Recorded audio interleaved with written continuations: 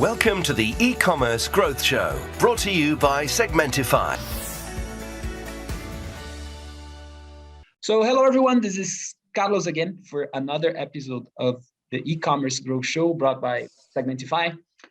This is the Scandinavian version, and today I have the honor of being joined by Lars Hedal. Is that correct? Absolutely, perfect. So Lars is the founder of an e-commerce platform, a company here in a digital commerce platform. Perfect. Yeah, but you're right about the pronunciation, definitely. Lars Hedal, I'm the CEO at Hesehus.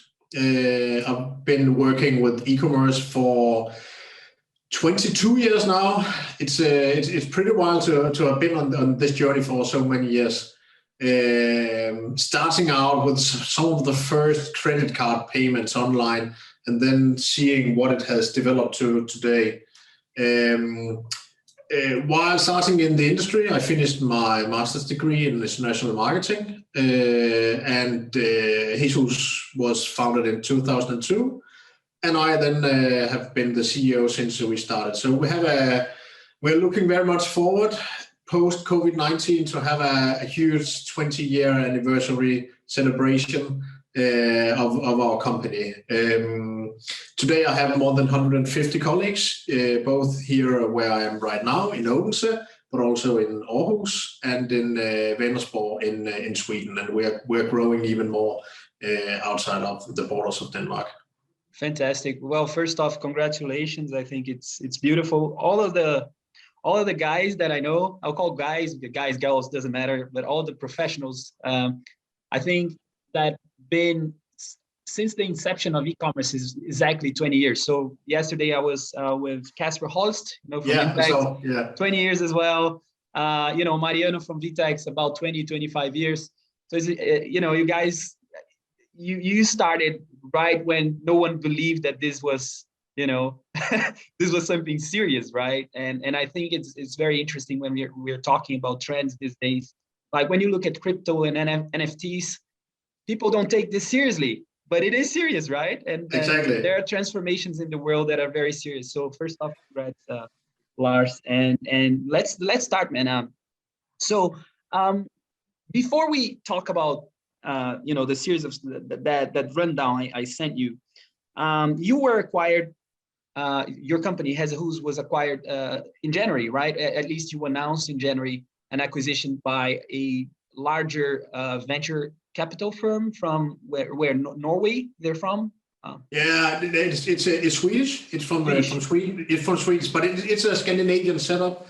The overall owner is the private equity fund Altor, one of the by far largest ones in Scandinavia. And what they wanted was to make an ecosystem of companies that together can make the best offer to the market. So if you are a company wanting to use the opportunities with digitalization, this company made by Altor, it's called Quantum Group, and you should have Quantum Group as top of your mind when you are going on this journey. And what they did was to make an analysis of 800 tech companies in Scandinavia.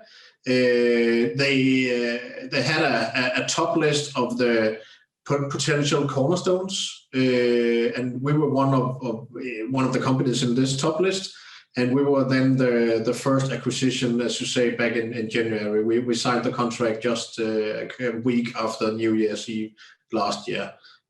So we are the cornerstone. Then they have added additional companies, which also means that we as a digital agency and also as a product company with the Bizzkit e-commerce platform, we can add additional value to the gains of our customers. Nice.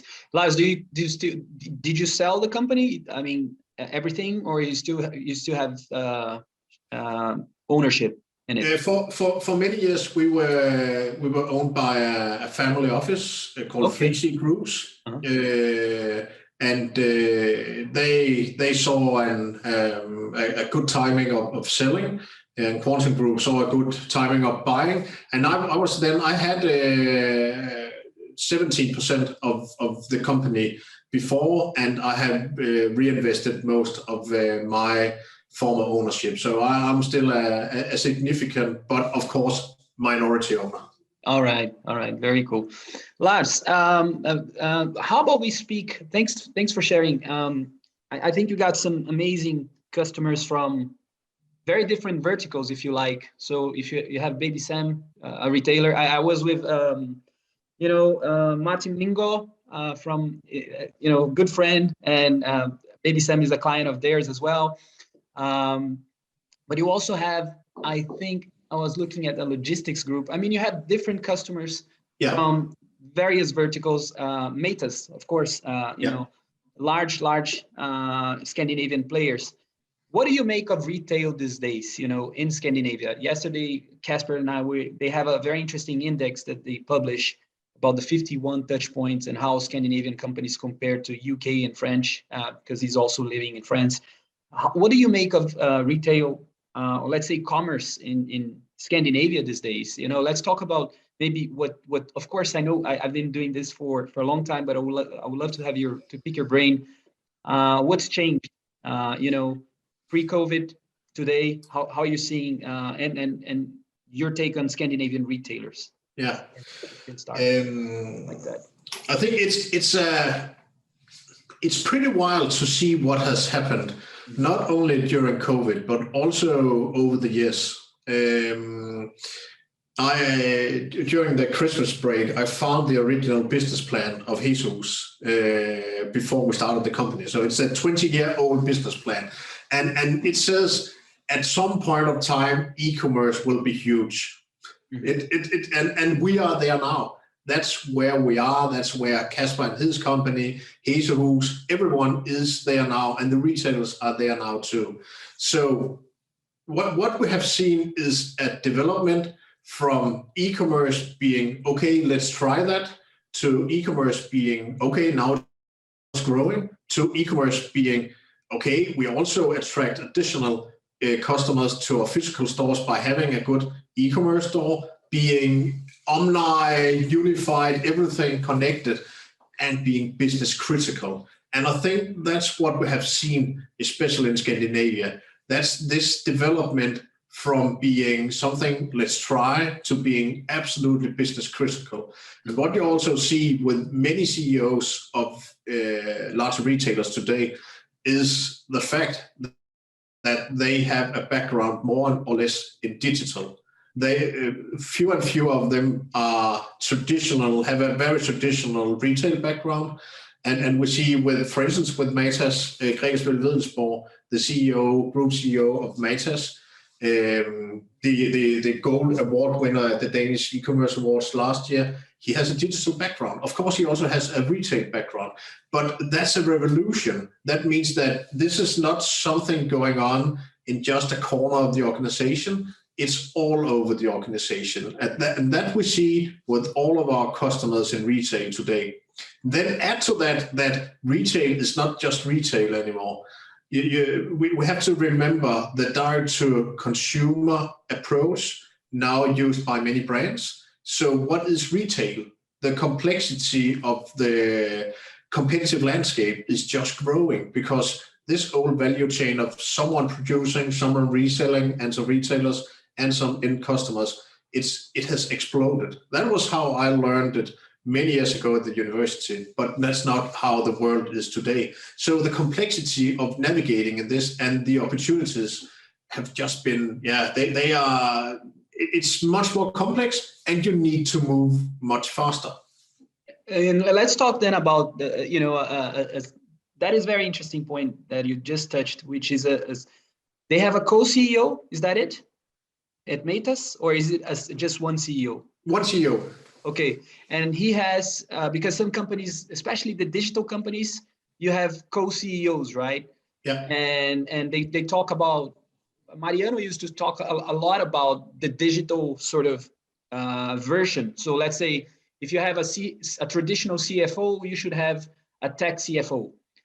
So you can probably navigate faster and understand the complexities, because it's, you know, it's not everything is digital. So you have SaaS softwares for any sort of department in an organization. And so this, what you said, is really interesting, that he has in this case, specific case, he has a tech background, right? And he's a techie CEO. Yeah. And how's that? So I don't think that is a common scenario, but do you see that changing more? Yeah, because the org chart is probably changing, right, in retail these days as well. I think that's what I'm trying to say. Yeah, because what retail needs to do, and everyone knows that, is of course to go a more digital way. Everyone knows that, and if we stick to the case of Matas, they have been growing from approximately 3% of the total revenue being online 4 years ago to more than 25% now. So it's a huge transformation of the company. So it's not just a corner of the company with some parts of it, it's all of the company. It's also a matter of, for instance, endless aisles in the shops, being able to sell stuff that is normally you would say, I'm sorry, we don't have it here, but today they can sell it in the store, and you might even be in the store in the morning, and you can get it sent home to your home address the same night from the central stock. So it's a matter of not seeing e-commerce or digitalization as just a silo or just a part of it, but let it influence everything and use all of the opportunities you have in the full company, both in the physical stores and online, and let those play together. And to be able to do that, you need a group of people at top management, mid-management, and everyone in the company that is able to navigate in this. So digital competences are simply, from what I see, it's business critical to have those competences, and you might not have them, but then you have to learn them.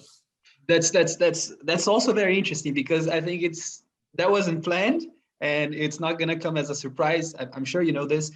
You have, I just saw on your LinkedIn that you're hiring, you have 10 positions open, right? Yeah. Especially for developers. I tell you that Denmark is I know, like, a community of Brazilians in Odense. Yeah, probably very good developers, and I think there's one at your company. Exactly, I do have a couple of Brazilian colleagues. Yeah, definitely. Because talent is a challenge, and there's a war today for talent, right? So we use the word war, but it is. I know a lot of Brazilians who are going to either Canada, US, some are, and companies are paying top price because there's not enough engineers, developers being formed, so to speak, in schools, right? So the demand is huge, right, Lars? And absolutely. And that's where I want to get at with you. Like, what's the challenge then? Because you're talking about talent, right? Yeah. You're talking about the need for talent, and we're preparing for our talk today. It was in fact one of thinking about trends, and so of course you can talk a lot about acceleration of the digital because of COVID-19, but in the end what we see right now is this acceleration of digitalization and the demand from the companies, but a huge problem because of the recruitment crisis.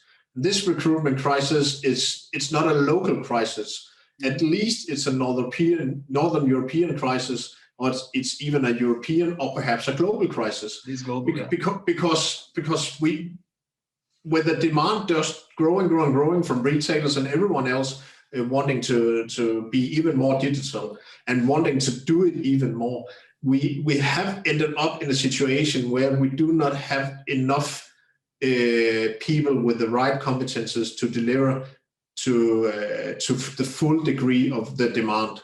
And that's a pretty crazy situation. I remember 10 years ago, we had a strategy day with our board of directors, and we had some future analysts, telling us about the recruitment crisis that would be somewhere in the 2020s. But what has happened with COVID-19 is the acceleration of everything. Now it's not a matter of an e-commerce manager thinking that it would be a good idea to accelerate the investments in e-commerce. Now it's a board decision that, please, top management, you need to accelerate your investments in digitalization, and you need to do it now.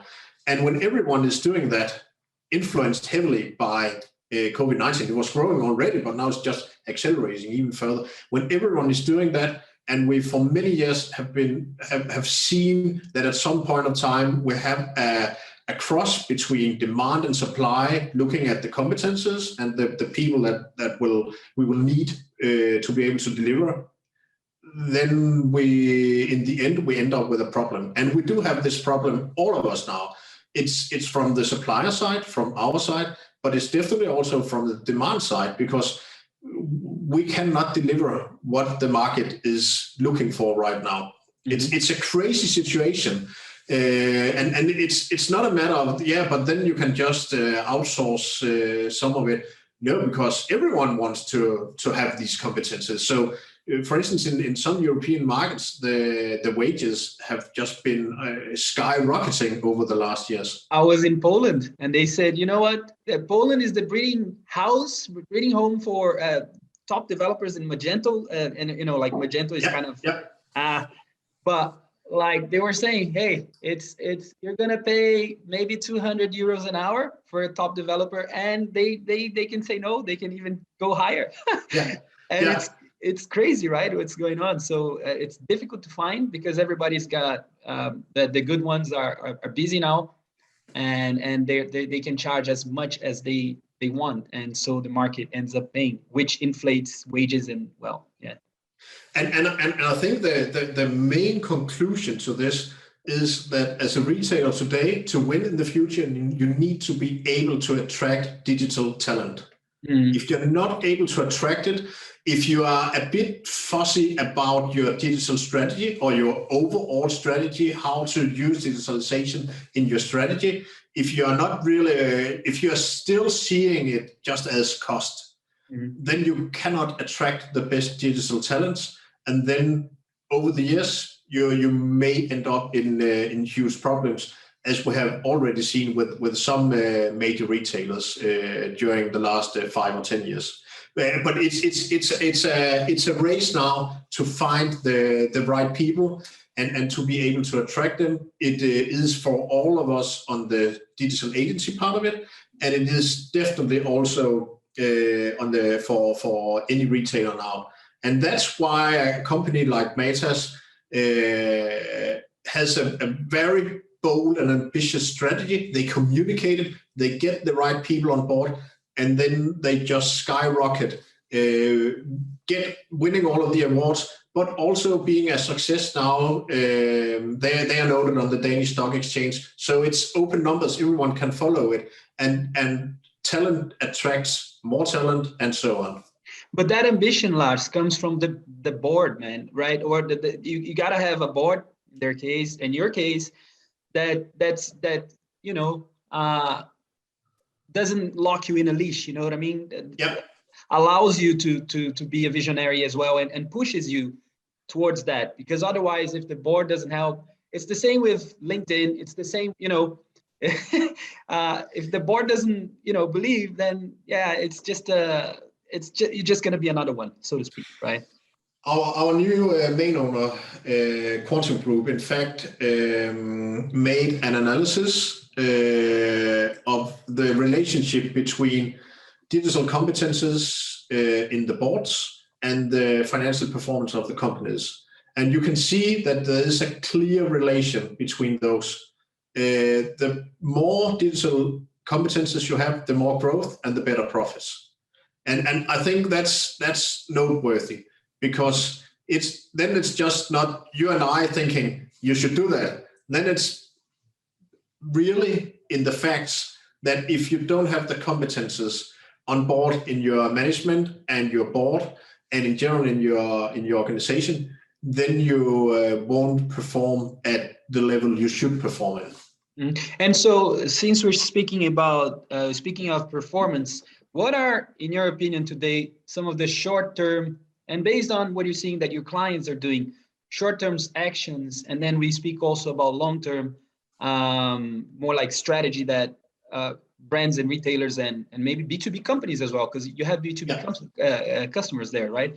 Yeah. They can take to ensure liquidity, but also to look at the future at, what I spoke. So there's NFTs, there's crypto, there's there's a bunch of stuff there that people sometimes don't take it seriously, but I think it's pretty serious. It's a complex world, and there are a lot of third parties teasing us all. For instance, Facebook, what are you allowed to do? What are you not allowed to do? Cookies. TikTok just growing like hell, but how do you handle it as a brand?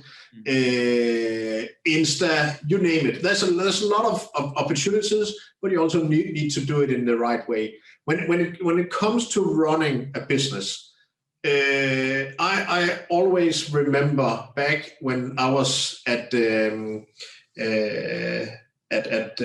local school having some business courses in the early 90s. It was a lot of years ago, but the basics of it was... I'm from 85, no problem. Yeah. and the basics of this subject, the subject was called sales and service. And the basic was attract customers, sell as much as possible, convert as many as possible, and maximize the basket size. And when you have those three factors, and you say we want to have many customers or many visitors, we want to convert as many as possible, and we want them to have a huge basket size, or at least the best possible basket size, then you end up with, if you follow that mindset, also in the digital world, you end up with the key item, momentum. I've been watching a lot of NFL, and in NFL, everyone is talking about momentum. Who has the momentum? And I can assure you that what I've seen during these 22 years in e-commerce is that you need momentum. And you get momentum if you think like a classical old school businessman, attracting customers, selling to the customers, and making sure that the customers will be there again by giving a good level of service and so on. And that also means that you need to dig down into that short term. For instance, site search is one of the key areas of giving positive results. In the case of Matas, the site search project that we've made together with them is one of the key items in growing the conversion rate of Matas. And in a company growing more than 50%, 12 quarters in a row online, that's momentum. And that's about finding all of the different items where you can grow your online turnover. Recommendation is another good example. Working with the assortment, using your data, using business intelligence to grow your company. To me, it's a combination of good old school stuff that I and many others learned many years ago, and then the modern world, but it's still the same. It's a matter of attracting customers and sell stuff to those customers. And today we can measure everything, anything we want to measure. And then, of course, also remembering as a retailer, the robo effect. Research online, buy offline. As you have seen from many different players, for instance, Google, that in many industries, it's more than 2/3 of all shoppers in physical stores, they started the customer journey online. So one thing is to have the good web shop, but the good web shop leads to additional sales in physical stores. Just remember some years ago, or 20 years ago approximately, when you bought a car, in average you visited 6 or 7 car dealers before buying a car. Today you are visiting in average just over 1 car dealer. So the game has changed dramatically. It's a revolution in car dealing today, because if the customer journey starts online, And then, of course, you need a physical car. A car is physical. You cannot order it from UPS or anyone else, and perhaps in the end you end where you can just order it and you don't have to pick up your car. But the main conclusion of that is the fact that this revolution we see in all industries, that the customer journey is king. The customer sometimes wants to be online, sometimes wants to be offline, and the customers choose where to be. So you need to understand not the customer journey of yesterday, but the customer journey of today and the customer journey of the future. And especially understanding the pains. Where are the pains? What is difficult? For instance, to specify a car. In the old days, it was very difficult. You got this leaflet and then you had to find out what to choose, and then you had to explain it to a sales guy. If you could just go online and tick off like you're buying stuff online, it's much easier. So taking away pains is in the customer journey is really crucial also here. Lars, I think this is very interesting what you're saying, and we hear. I mean, there's all sorts of platforms, e-commerce platforms, technologies, and there's a bunch of, I think analysts they're really good, and consultancies at creating acronyms that no one understands. One of them is composable commerce. You have unified commerce, composable commerce. You have a bunch of them. But since I think a lot of people are talking about composable commerce, and why is that relevant today? And you being the founder of a platform, and I checked the Bizzkit website as well. You speak about being a composable commerce platform. I mean, I have ideas why that is relevant, but it would be nice to hear from you as well. Yeah, to be honest with you, the Bizzkit platform has been around now for 19 years, and especially 12, 13 years ago, we started investing even more in the platform. But we were still a small company. We were still a small company at that point of time. We did not have the money for a huge setup. At the same time, we had already at that point of time very ambitious customers with a lot of demands for the customer journey. So, for instance, headless, we have been working headless during all of the years. We have never had a head to the e-commerce platform. Yeah. Because it didn't simply make any kind of sense, because we knew that the customer journey adjustments were critical for these very ambitious online retailers. Then another thing was that with the funding we had the first years with the platform, we could not make all the stuff we wanted to make. We had to prioritize, and we found out that having make or buy decisions was crucial. So we ended up with an ecosystem-based approach. And then I think it was 5 years ago, approximately 5 or 6 years ago, I attended the Global E-commerce Summit in Barcelona. I did for many years. But that year, a senior analyst manager from Forrester told us in his speech that the future of e-commerce belonged to ecosystem-based e-commerce platforms. And I was like, yeah, crazy hell, perfect. But I have to admit that it's because of not having the money to do everything by ourselves that we did it the way we did it. But we ended up with a Bizzkit platform being headless and being ecosystem-based, meaning that, for instance, we have our very strong search and browse module, but underneath it's based on Elastic. So it's Elastic with some very nice additions, giving value to an ambitious online retailer. So we have ended up in a perfect situation. That's also what we learned from our international solution partners. That's the right platform at the right point of time. But I have to admit that some of it is by coincidence. And then we have of course, when we saw that was the right way of doing it, we have just been doing even more of that. I don't believe that you can have a monolith e-commerce platform today, because everything is moving as fast as hell.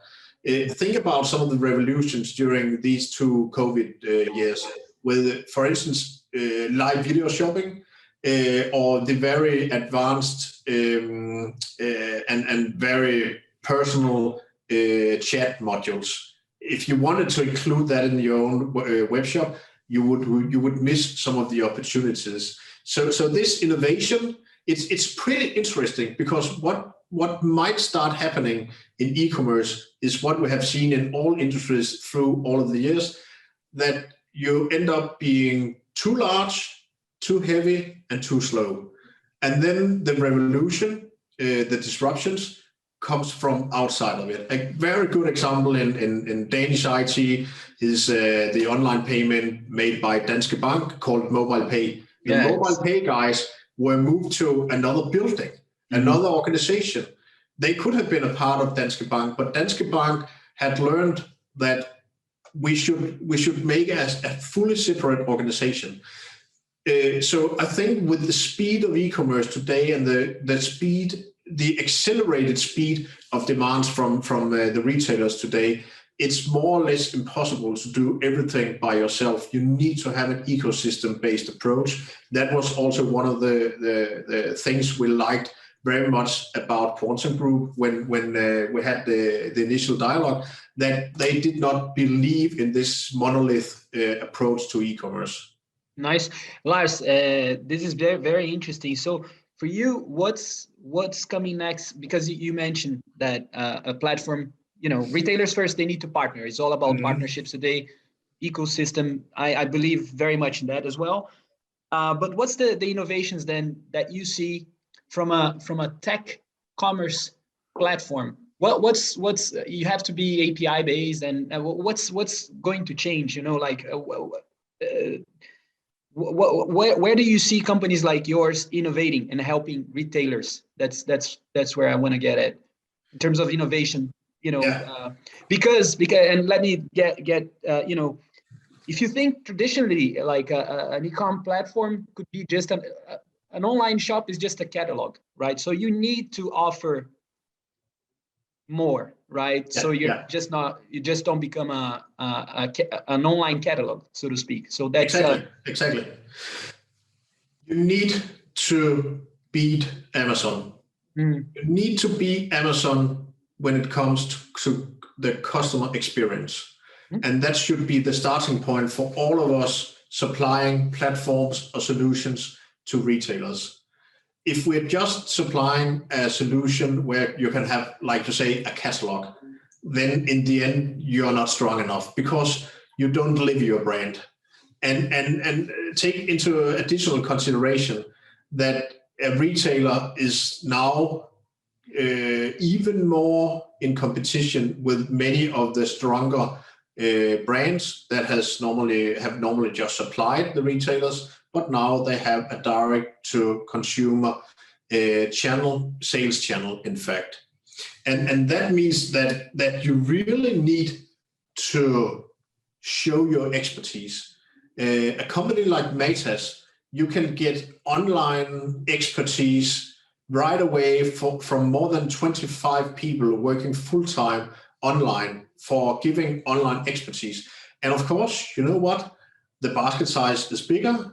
The conversion rates are skyrocket high because it's more relevant to the customers. So you need to live your brand. You need to show your knowledge. If you're just moving products from A to B, everyone else can do that. But if you really use your knowledge also online, you can make a difference.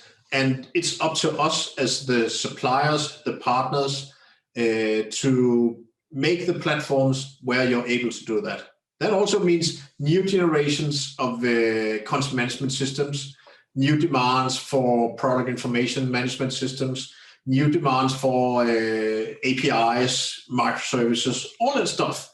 But in the end, it's not about tech. It's about the customer journey, what the customers are expecting, and how the retailers should respond to that and run their companies in the future. We need to live up to the visions of the retailers and the opportunities seen from their perspective. Of course, the ambitious ones, not the very old ones, not really wanting to invest in this. That's not the target. The target is the ones that are going to be the winners of the future. Perfect. So with that said, Lars, and maybe I'm just going to try to get a different angle. Yeah. But your views on the cornerstones to win in retail today, if you had to, to sum up the cornerstones to win in retail today, what would they be? First of all, don't have a digital strategy. Have a strategy where you use digital all the way around, everywhere in your organization. It's not a corner of the company called digital. What we see with the most successful retailers today is that digital is influencing everything. It's influencing, of course, e-commerce, but it's also influencing the return process, pick and pack, all logistics, how you work on the floor in the stores, how you communicate personalized with the customers, which is an expectation of the customers today. Everything. So it's first and foremost, it's a matter of using digitalization in the full company. That's absolutely key today. Fantastic.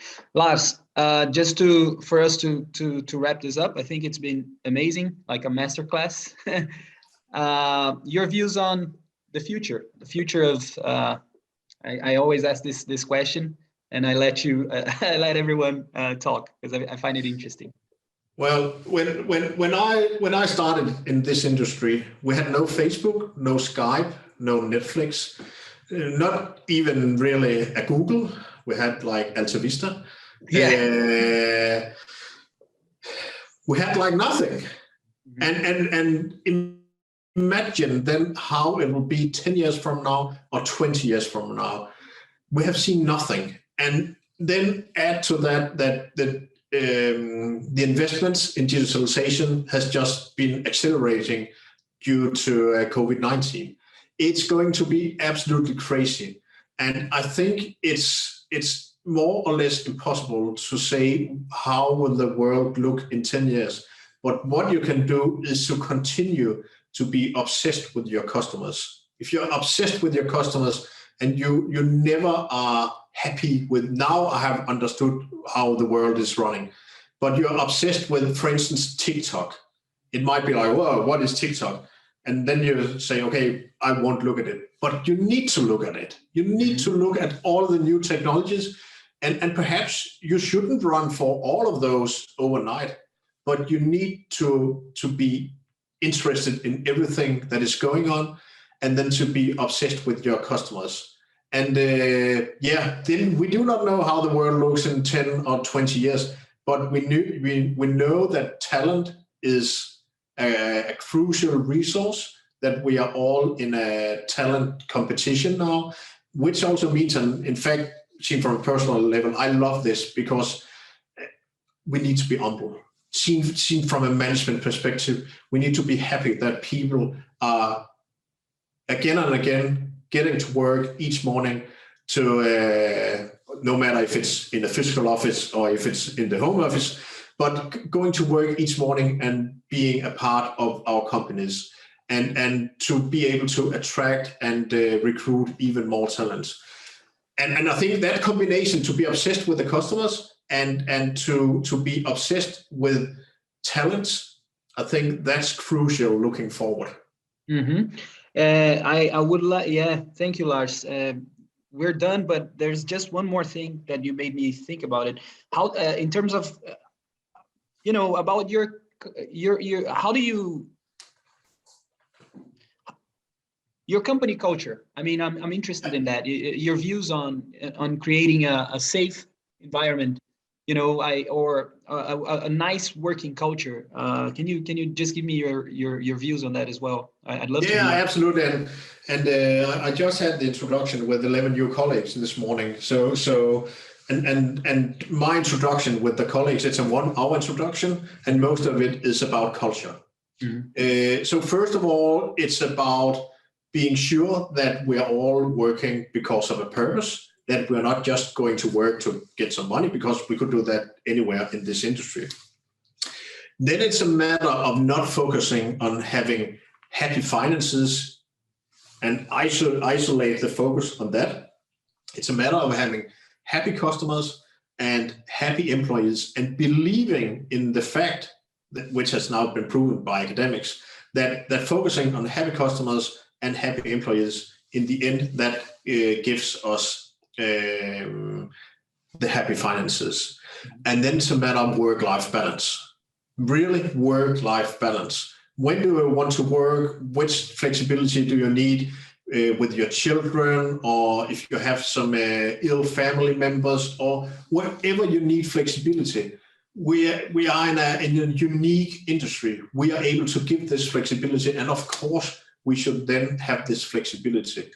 When we started Hesehus 20 years ago, one of the main ideas was that we wanted to make a workplace where we would ourselves like to work. And I think we have managed to have this combination of Danish coziness, hygge, and very high ambitions. So we want to win. We want to win together. We want to make our customers and our partners winners. We want to make a difference, and at the same time, we want to have a nice workplace with very good work-life balance, a very nice work-life balance approach. And it's not easy, but I think looking at how we have managed to grow the company, at least until now, it has definitely been a success. And I'm very happy for the whole team in Hesehus, which is defining the culture. It's about culture. You cannot measure it. You cannot put it down into a spreadsheet. And that was, in fact, one of the key reasons why the Altor Group was such a perfect match for us. It was that they knew that it's about culture, and you cannot write in an Excel spreadsheet, culture is this number, because how do you manage that? And I think that's crucial in the future, that everyone remembers that we are people going to work to have a purpose, to make a difference. Brilliant. Lars Hedal, thank you very much. Thank you, Carlos.